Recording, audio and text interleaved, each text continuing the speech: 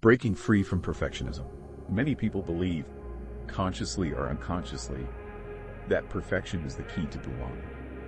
They tell themselves, if I can just get everything right, my words, my body, my work, then I'll finally be enough. On the surface, perfectionism often looks like ambition, high standards, or discipline.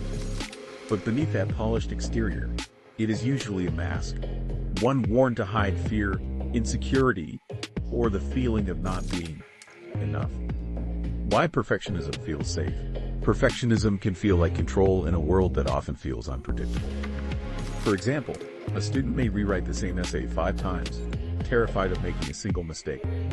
A professional might rehearse a presentation late into the night, convinced that one slip will ruin her credibility.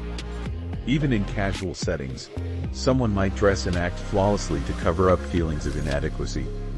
These behaviors are driven by a seductive promise. If you do everything right, no one will reject you. If you look flawless, no one will see how lost you are. Unfortunately, no matter how perfect the performance, perfectionism rarely delivers true connection or peace. The cost of perfectionism. While it may seem like strength, perfectionism is actually a coping mechanism, a way to manage the fear of not being worthy of love or acceptance. Over time, this strategy comes with heavy costs, anxiety, and burnout. The constant drive to be flawless can lead to exhaustion and mental strain. Disconnection.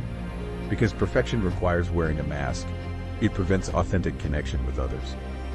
Loneliness. Even in crowded rooms or successful careers, perfectionists often feel unseen. Research backs this up.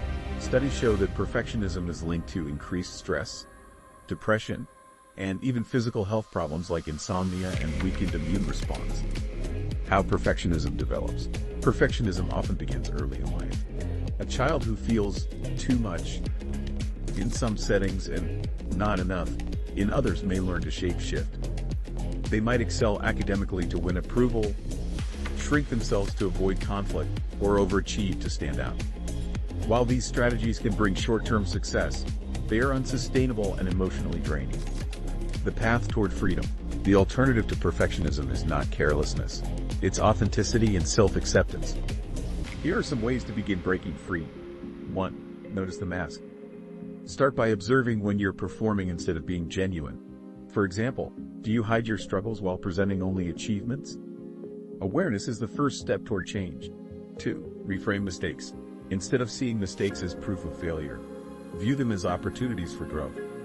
A missed deadline or awkward conversation doesn't mean you're unworthy. It means you're human. 3. Practice self-compassion. Speak to yourself as you would to a friend. Would you tell a friend who stumbled, "You're a failure"? Or would you encourage them with kindness? 4. Value connection over perfection. Remember, you can't connect from behind a mask.